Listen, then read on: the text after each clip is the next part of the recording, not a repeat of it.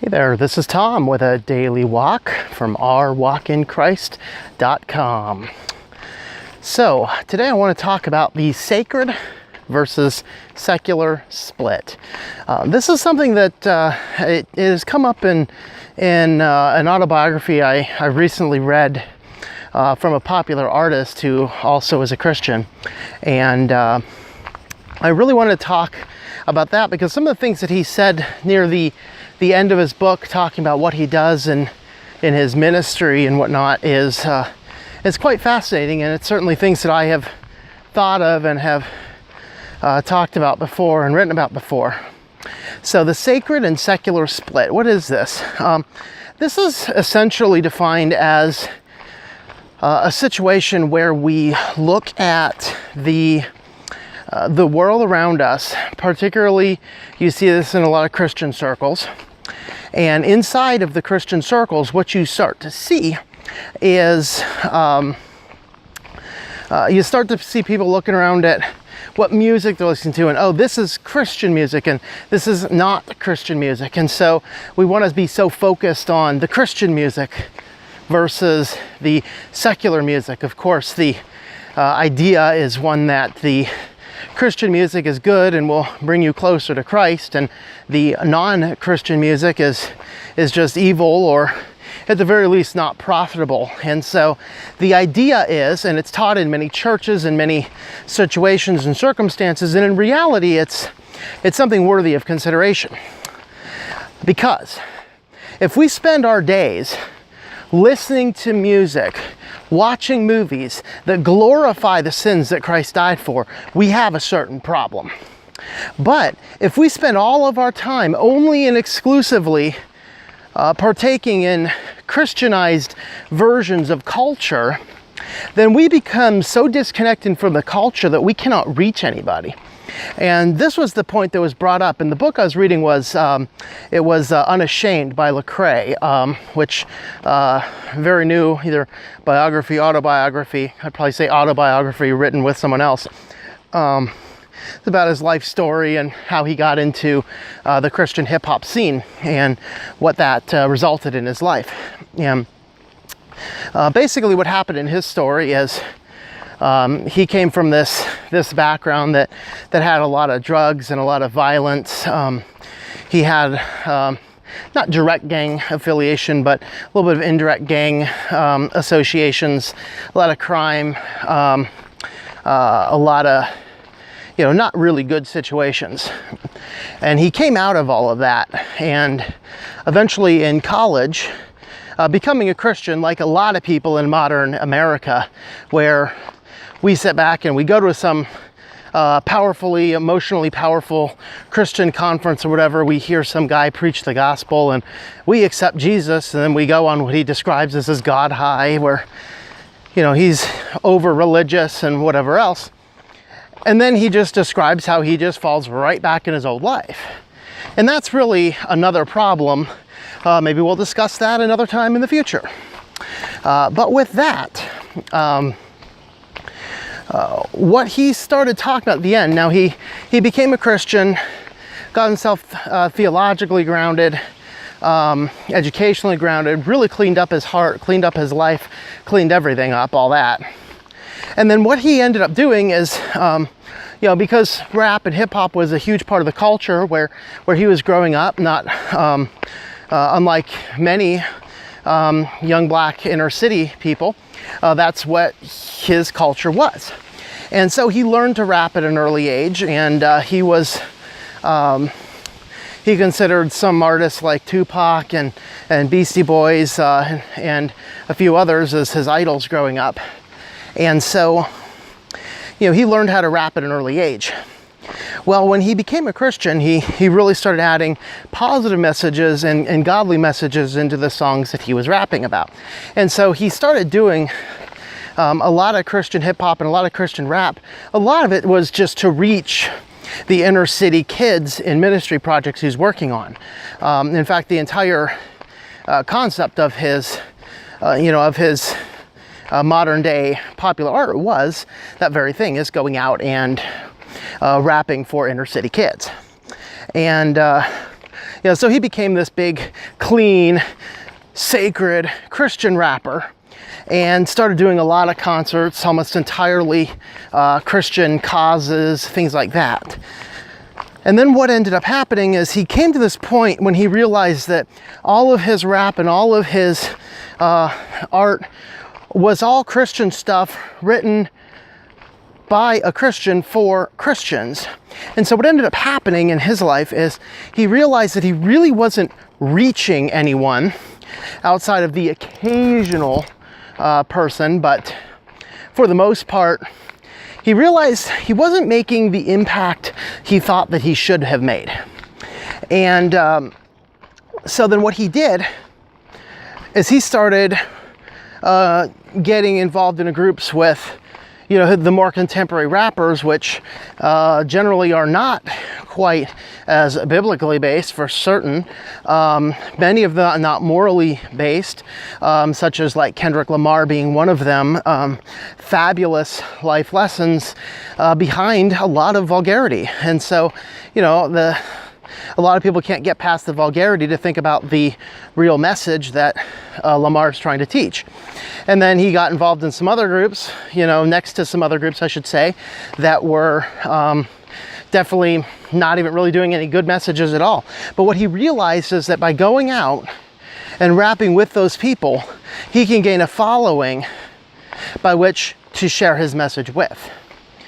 And a lot of Christians really didn't like that move that he did and criticized him, and he got hate mail from Christians and all this kind of stuff. The fact of the matter is, that's exactly what Lecrae did, is exactly what Jesus tells us to do. So in Luke 5, we read about the calling of Matthew, or Levi, as many translations will write it. And the calling of Matthew is directly and specifically, he goes into Matthew, who's a tax collector. So the tax collectors at the time, these guys are like the lowest of the low. They were considered traitors because they were collecting tax money for the Romans against their Jewish brothers and sisters for the Romans, and giving that money to the Romans. Of course, that was the taxes.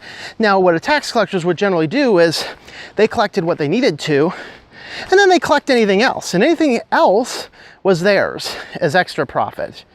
So, they got their small wage, then they got the extra that they got. They had to turn around and give some of it to the Roman government. So these in general were very wealthy people, but they were considered wealthy by taking advantage of some of the poor in the areas where they were collecting their taxes. So these people were ranked right in society, in the Jewish society, with the prostitutes and with the other general sinners, maybe the rebellious, maybe the criminals, maybe the thieves. Right in that group of people were the tax collectors. So we read in Luke 5, we read that Jesus goes up to his tax collector's booth and says, "Come follow me." And then the very next thing we read is that Matthew is throwing Jesus a party, a reception, as it were, at his house.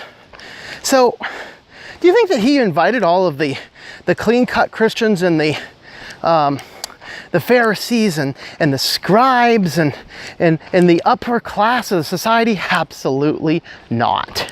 He actually invited the tax collectors and the sinners, which would have included thieves, revolutionaries, prostitutes, all sorts of people. So he's having this party. Here's Jesus having this party. And all the Pharisees come in. They don't want to question him directly. They've seen what happens when they question him. They question the disciples, "Why does your master eat with tax collectors and sinners?"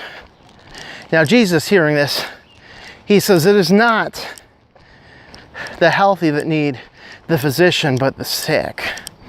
And that's a very fascinating thing, because Jesus wasn't not compromising his morality by eating with the tax collectors and the sinners. He wasn't doing that. In fact, he was reaching them. And that's kind of what we're called to do. So the boundary here is we don't want to engage, we want to engage the culture. We don't want to start looking like it. So if we've come out of these gang styles and we already have these tattoos all over our body, fine, that I think would qualify under what Paul tells us about. But don't, Paul tells us about by saying, as you are called, don't seek to change it. Just keep doing what you're doing as for God. And in that, what happens is, you're supposed to just keep on moving the directions we're going. Maybe God moves you in some different ways. Obviously, if you're a prostitute, you come to Christ, we're having sex for God's glory. Not exactly the time to preach the gospel. But beyond that, and beyond those clear absolute sins, Lecrae decided to continue to rap. And as he raps, he made the decision that instead of just rapping to the Christian community that already knew him, he was going to rap to the world at whole with messages that were positive instead of the usual messages that were negative. And so, again, that's what we're supposed to do. We don't have to totally avoid all of the secular looking things. Just remember that model from Jesus with Matthew. Matthew throws this party. In this party are tax collectors and sinners. Jesus didn't go back out and say, oh, I can't go to your party, Matthew. There's people there that I shouldn't be associating with. Now, involved in all of that, we cannot break apart the Christian life into this secular group here and this sacred group there, where the music we start to listen to is only Christian, and the friends we start associating with are only Christian, and the places we go are only Christian. When we start doing that, we are separating ourselves from the world in a way that God has never intended, because the question becomes, whom now are we reaching? And if our task as Christians is to go out and preach the gospel and love the world, we don't exactly get that done if we are creating this own subculture that other people are afraid to attend. So part one of that sacred secular split, we don't want to keep ourselves involved in this tiny Christian little bubble. That's not what God intended. Now, on the other side of the coin, we don't get so far submersed in the culture that we look exactly the same. So if you are going out doing all the crazy rap stuff and doing all the crazy whatever stuff, and you're still drinking and you're still doing drugs and you're still engaged in the debauchery present in a lot of that culture, you're not contributing to the Christian world. In fact, when you do that and you say you're a Christian, you are actually now blaspheming, because you're making yourself a hypocrite. You're making yourself look like you're not really saved, and then you end up creating this powerless God. But what Lecrae does, that he talks about in his book, is he'll go out to those places, he'll rap with those guys, but he's not out doing the drugs, he's not out partying, and he doesn't have lyrics that are promoting those types of things. He actually is doing lyrics with a good positive result. Now, I think on the other hand, I think that the popularity of hip hop spreading increases the amount of generally not very positively influential bands coming our way. But at least he's out there reaching this community that is already engaged in that. So, sacred, secular split. We don't want to be so focused on only being Christian, but we don't want to be so immersed in the culture can't tell the difference, because then we become hypocrites. So that's the balance we need to strike between the sacred and the secular. This has been Tom with a daily walk, ourwalkinchrist.com.